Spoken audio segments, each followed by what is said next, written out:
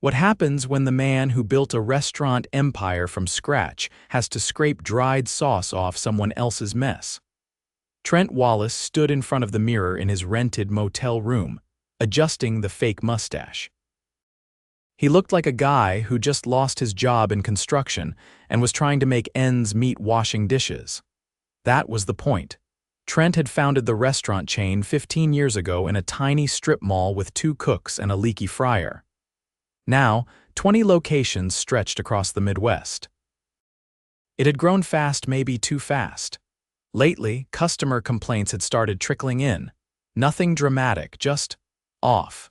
Food came out cold, portions shrank, and more than one review mentioned weird smells near the kitchen. He didn't want to rely on filtered reports anymore. Not after what happened at Location 9, where an assistant manager had been stealing tips from waitstaff for 6 months before anyone caught it. Trent had learned his lesson. He wanted to see it with his own eyes. He picked Store 16 because it used to be one of the best. But the last 3 quarterly reports showed a slow dip. Same menu, different results. The district manager, Paula, blamed turnover and market shifts. But Trent trusted numbers more than excuses. No one at that location had ever met him. Store-level hires never did, not unless they won a contest or something. He showed up 10 minutes before the lunch rush, dressed in a worn-out hoodie and scuffed work pants. His fake name was Mike. The kitchen manager, a tall, sunburned guy named Dale, looked him over and nodded. "You're the new dishwasher, right? You're late," Dale grunted. "Sorry, got turned around on the freeway." "Whatever, you're lucky we're short." Trent followed him inside. The back kitchen was cramped and loud. Grease clung to the walls. 2 fryers hissed like snakes on steroids. He met the head chef, a heavyset man in his 50s named Ron. Ron barely looked at him. "You stay out of my way, I'll stay out of yours," Ron said, wiping his hands on a towel that looked like it belonged in a garage. Trent nodded and went to work. By hour 2, he was elbow-deep in crusted pans and sauce-splattered trays. He didn't complain. He was here to see, not talk. What he saw bothered him. No one labeled anything. Squeeze bottles sat out next to thawing meat. Someone dropped a raw chicken breast on the floor, picked it up, and threw it right back on the grill. Dale caught Trent staring. "New guy, eyes on your own mess." Trent didn't respond. He kept scrubbing around 4 p.m. After the rush thinned out, Dale told him to wipe down the prep table. As Trent scrubbed dried sauce off the stainless steel, Ron waddled over with a plastic tub of reddish-orange liquid. "Don't toss that," Ron said, pointing to the sauce. "That's still good. We'll use it for tomorrow's pasta special." Trent blinked. "Wait, that's from today." "Nah," Ron said, chuckling. "That's from last night. I always keep the extra, waste not, want not, right?" He turned and walked away like it was nothing. Trent stared at the tub. The sauce was thick and congealed around the edges. The smell hit him hard, sour, and metallic like it had turned. He felt his stomach churn. He looked around. No one seemed to care. He slipped out his phone and took a photo when no one was looking. He didn't say anything yet. He needed to see more. As the evening rolled in, a younger line cook named Javier came up to him at the sink. "You knew?" "Yeah, Mike. Just a heads up, don't eat anything Ron preps unless you saw him cook it fresh. Seriously." Trent raised an eyebrow. "That bad?" Javier leaned in. "We've had customers complain about food poisoning. Manager says it's coincidence. But I've been here 3 months, and I've seen that guy reuse sauce, meat, hell, even rice. If you bring it up, they'll tell you to shut up or find another job." Trent nodded slowly. "Thanks for the warning. Hey, you seem all right, just watch yourself." Trent finished his shift in silence, clocked out, and sat in his car without starting it. He stared at the steering wheel. His temples throbbed. He'd built this place to serve good, honest food. People trusted his name. Now his own kitchen was recycling sauce like it was Tupperware leftovers. And no one cared. He didn't sleep much that night. He had to go back tomorrow. He needed to know how deep this ran. Trent returned the next morning before sunrise, parked in the same spot behind the alley dumpster, and sat for a few minutes watching the back door. A thin layer of frost clung to the windshield. He didn't touch the coffee in his cup holder. Inside, the prep lights were already on.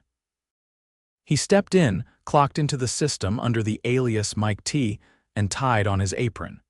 His arms still ached from yesterday's shift, but that wasn't the part digging at him. He couldn't stop thinking about what Javier said or the smell of that sauce Ron had proudly saved. The kitchen was quieter this early. Only two others were there, a petite, older woman chopping onions at the prep table and a lanky teenager scrubbing the slicer near the walk-in cooler. Neither looked up. He walked over to the sink and got to work, rinsing out yesterday's trays that had been left to soak overnight. No one had touched them. The stench of old cheese and vinegar hit him fast. A few minutes later, Dale came in through the back. He was wearing the same faded baseball cap from the day before. Without a word, he threw a box of defrosted shrimp on the counter and started slicing open the plastic. Trent glanced over. "Did that come out of the cooler?" Dale didn't look up. "Nah, Paula dropped it off. Said we ran out on the truck last night. You sure it's still good?" She said, "It is, so it is. Don't overthink your pay grade, man." Trent washed his hands, then dried them slowly. "I've worked kitchens before. Shrimp's risky if it's been sitting." Dale chuckled without humor. "You got a lot of opinions for a dishwasher." He dumped the shrimp into a metal bin and slid it to the prep station. The older woman chopping onions, her name tag read Esther, paused and wiped her eyes. "We're not supposed to use seafood that wasn't temperature logged," she said, not looking up. Dale turned. "You want to take it up with Paula, be my guest." Silence. Esther didn't reply. She kept chopping. Trent noticed she was wearing gloves with the fingertips cut off. Her hands were red and cracked. Later that morning, the servers came in. One of them, a tall woman with dyed red curls named Tasha, walked through the kitchen humming to herself until Dale barked at her to stay out of the line. She rolled her eyes and kept walking. Trent watched the interaction carefully. Around 9:30, the food delivery truck finally pulled into the lot. The driver was a stocky man in his 40s. Trent helped him unload the boxes, sliding them into the dry storage and cooler. It took nearly 30 minutes, and no one else offered to help. When he came back into the kitchen, he saw Ron pulling a tray of pre-cooked chicken out of the warmer. He popped the lid and poked it with a gloved finger. "Still good enough," Ron muttered. "Gonna reheat this for the lunch tacos." Trent dried his hands on a towel. "That was used yesterday, wasn't it?" Ron looked up. "Chicken's chicken. Heat kills everything." "No, it doesn't," Trent replied evenly. Ron stared at him. "You got a certification I don't know about." "I've had one. And I've had food poisoning too." Ron slammed the tray down harder than necessary. "Look, dishwasher, you've been here barely a day. You think you're some kind of food cop? I think customers don't deserve reheated leftovers that weren't stored right." Ron stepped closer. "You want to work here or you want to complain your way out the door?" Before Trent could respond, a young woman burst through the kitchen doors from the dining room, breathing hard. "Hey, Dale. There's a guy out front yelling about his order being raw." Dale groaned. "Great. Who took the order?" "I did. It was the grilled chicken sandwich." Ron muttered something under his breath and walked past them toward the front. Trent followed at a distance, staying behind the swinging doors. Through the crack, he saw a man at the counter holding up half a sandwich, visibly angry.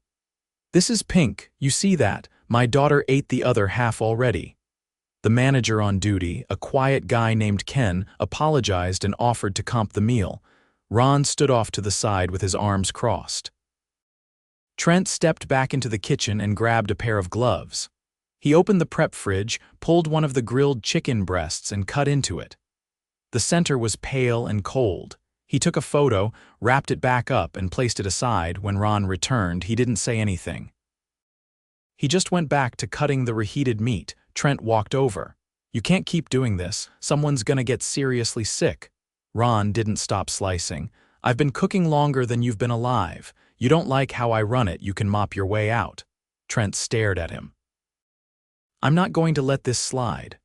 Ron finally looked up. "You think you matter here? You're a dishwasher. You show up, you shut up, you clock out. That's the job." Trent didn't answer. He walked into the break room and found Ken sitting at the small table, typing on a tablet. Trent sat down across from him. "Can I ask you something?" Ken looked up. "Sure." "Have you ever reported Ron to corporate?" Ken hesitated. "Look, I've thought about it, but Paula's made it clear unless someone's stealing or doing something illegal on camera, she doesn't want noise." "Ron's loud, but he keeps the line moving. What if he's risking people's health?" Ken lowered his voice. "Then I hope a customer complains loud enough. That's the only way change ever happens here." Trent stood. "It shouldn't be." He returned to the kitchen and finished his shift in silence. No one spoke to him except Javier, who gave him a nod during the lunch rush. Trent noticed Esther had been missing for over an hour. When he asked about her, Dale shrugged. She left early. Said her hands were bleeding again. At the end of the day, Trent sat in his car, staring at the photos on his phone, the sauce tub, the undercooked chicken, the shrimp box lacking any temperature label. He'd seen negligence before, even laziness.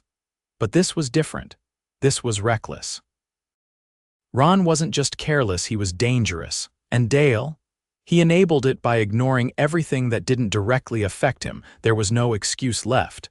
The line had been crossed. Tomorrow, he wasn't coming back as Mike. He was coming back as the owner, and someone was going to answer for this.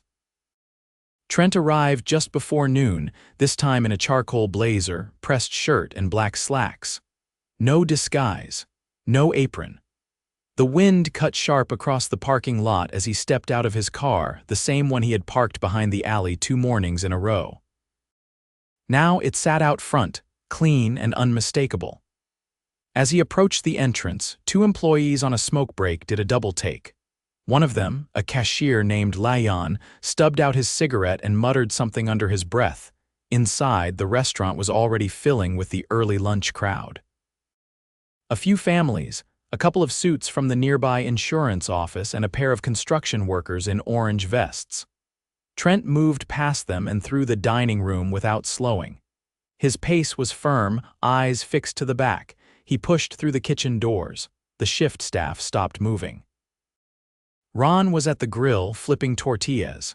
Dale leaned near the printer, checking tickets. Javier was prepping lettuce. Nobody said anything at first, then Ron turned. "You lost or something?" Trent didn't answer. He walked to the center of the kitchen and stopped 5 feet from the grill. Then, clearly and without raising his voice, he said, "My name is Trent Wallace. I own this place."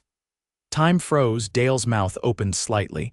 Ron blinked rapidly. Javier dropped the lettuce tongs. Trent looked at each of them in turn. "I've been working here the last 2 days, as a dishwasher." Quietly, watching. Ron set the spatula down. "You're serious?" "Yes." Paula, the district manager, entered from the back hallway carrying her tablet. She stopped cold when she saw Trent. Her face went pale. "Mr. Wallace," she said, forcing a smile. "I didn't know you were, I know." That was the point. Dale took a slow step away from the printer. "Look, if this is about the late deliveries, I already told." "It's not," Trent said. "It's about how you've been running this kitchen." No one moved. Trent turned toward Paula. "We need to talk right now." "Office?" She wordlessly turned and walked back the way she came. Trent followed. As they passed through the hallway, he could hear the whisper of voices erupting behind them. The office was cramped and windowless, just big enough for a desk and 2 chairs. A corkboard on the wall held outdated safety posters and a schedule printed in fading ink. Trent shut the door behind him. "I want to be clear," he said. "This isn't a courtesy meeting. This is a problem you've allowed to grow under your watch." Paula held the tablet against her chest. "I've been managing 6 locations. I try to check in here weekly. You haven't been listening.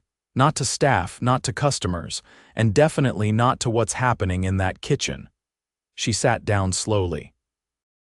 "If you're referring to Ron, I know he's a little rough around the edges, but he's been reheating protein from previous shifts, reusing sauces that have turned, and serving undercooked meat. I saw it myself." He admitted to it. Paula hesitated.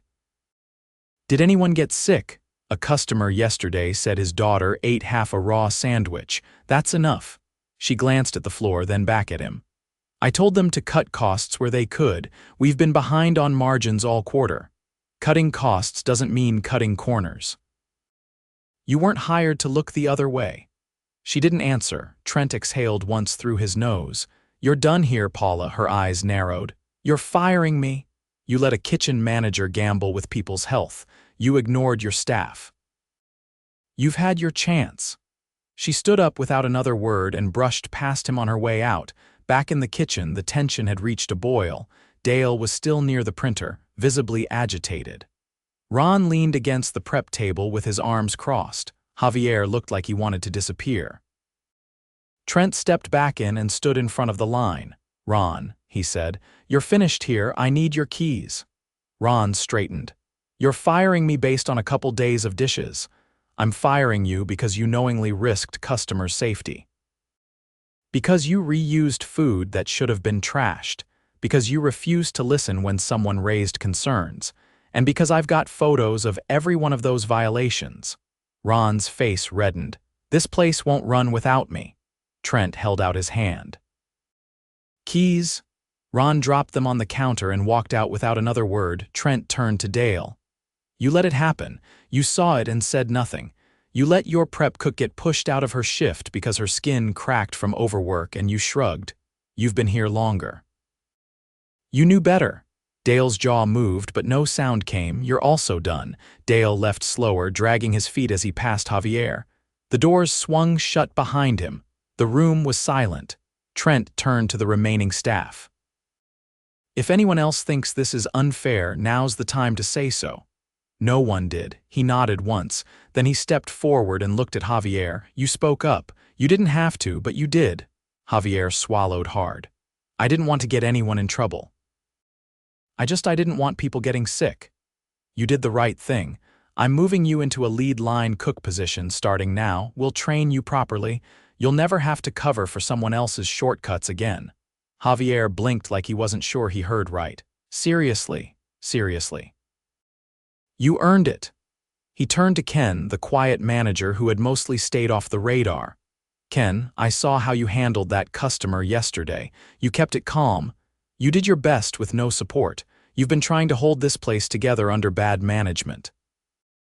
I want you to stay on, but I'm bringing in someone to help you, someone who knows what clean, safe, honest service looks like." Ken gave a slow nod. "Appreciate that." Trent looked around. "I'm closing this location for 48 hours. You'll be paid for both days. We're going to do a full clean, fix what's broken, and retrain anyone who wants to be part of this moving forward." He paused, letting it sink in. "This place used to be one of our best. We're going to make it that again. But it starts now. No more cutting corners, no more fear. No more silence." Esther stepped in through the back door, her hands wrapped in clean gauze. She stopped short when she saw the kitchen quiet and half-staffed. "What's going on?" she asked. Javier stepped forward. "It's changing," Trent nodded. "You're back on, Esther. But no more pushing through pain. We're setting up proper rotations. Starting today, you'll have a prep assistant by next week." She looked at him, eyes cautious. "You're really the owner?" "I am." She studied him a moment longer, then gave a small nod and moved to the sink. Trent exhaled and looked around once more. It would take time. The damage couldn't be undone in a day. But the rot had been cut. The rebuilding could begin.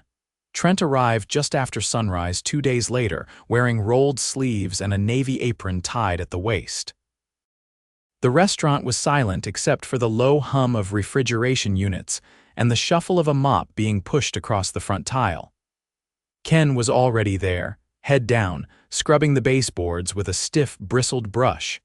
The place smelled like pine disinfectant and lemon degreaser. Trash cans had been emptied, the fryer taken apart, and even the grout between tiles looked cleaner. Trent walked straight to the back kitchen. Javier was organizing the walk-in cooler, carefully checking expiration dates as he stacked labeled containers. For once, the shelves weren't overloaded with unmarked squeeze bottles or half-wrapped trays. Everything was sealed, timed, and placed by temp zone. "You got in early," Trent said. Javier stood upright and wiped his forearm across his forehead. "Didn't sleep much. Figured I'd rather be here than thinking about everything that needs to get fixed." "You've done a lot already." There's still more. I've never run a kitchen, but I've worked under enough bad ones to know what not to do. Trent nodded. That's more important than pretending you know everything.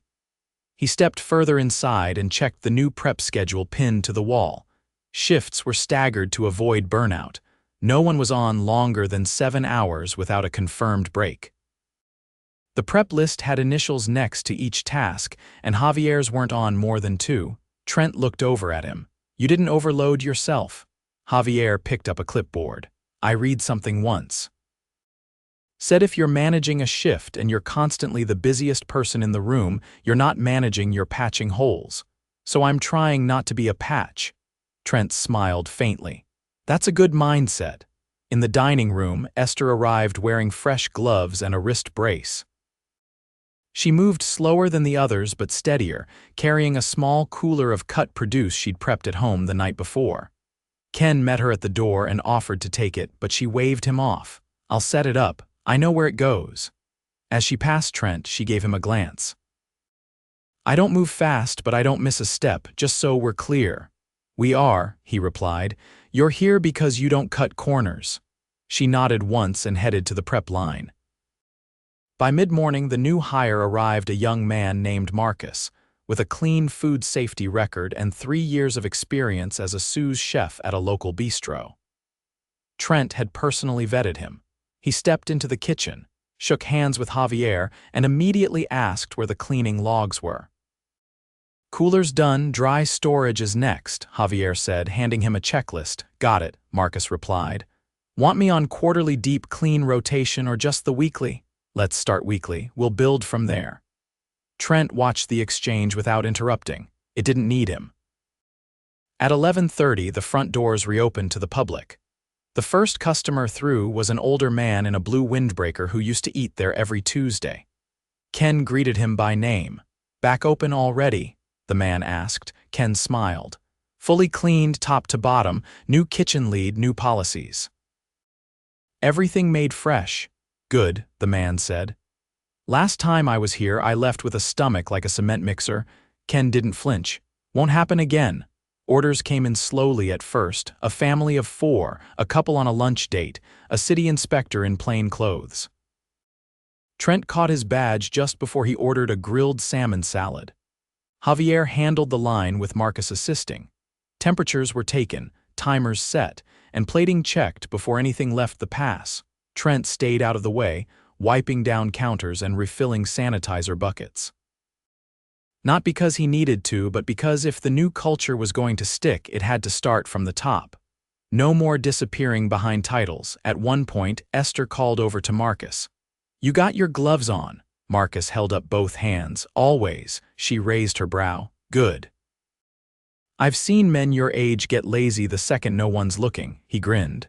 Same, that's why I don't stop moving. By 2 o'clock, the lunch rush had passed. The line wasn't spotless, but it was close. Dishes were done, cold line reset, and prep fridges rechecked. Trent gathered the team at the back near the walk-in. No speeches, he said. Just a few things. They stood in a loose semicircle, Esther with arms folded, Javier leaning against the wall, Marcus sipping water, Ken wiping his hands on a towel. I started this company because I believed food was a way to bring people together. But somewhere along the way, I stopped seeing what it cost the people making it happen. That ends now.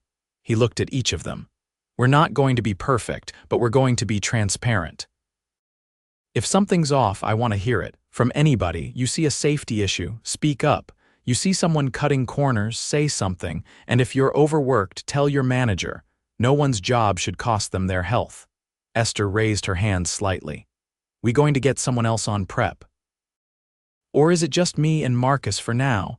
I've already posted for 2 part-time prep assistants, Trent replied. We'll train them right, and you'll set the pace, not the other way around. She gave a small nod. Marcus glanced at Javier. You good if I take the next 3 days to build out a full cleaning rotation, room by room? Javier tilted his head. As long as I don't have to scrape fryer sludge on my day off, knock yourself out. Trent turned to Ken. I'm moving you into a training coordinator role. You'll still manage this location, but I want your help building a standard we can use across every store. You've been quiet, but you've observed more than anyone. Ken didn't blink. I'll do it. But I need a working headset. The one here cuts out every 5 minutes. Done, Trent said without hesitation. The team broke apart naturally, slipping back into cleanup and prep for dinner. Trent stayed behind, watching them move. They weren't perfect, but they were accountable, and that was enough for now. As he walked toward the front, he passed the table where the inspector had sat. The man was gone, but his receipt was still folded neatly under the salt shaker. On it, he'd written in blue ink, "Much improved, keep it up." Trent tucked the note into his pocket. The restaurant wouldn't rebound overnight. Customers would have to rebuild trust. But the foundation had been reset with people who gave a damn, systems that worked, and a new rule. If you're not proud to serve it, it doesn't leave the kitchen. Outside, the wind had settled. The sign above the door hadn't changed, but everything under it had.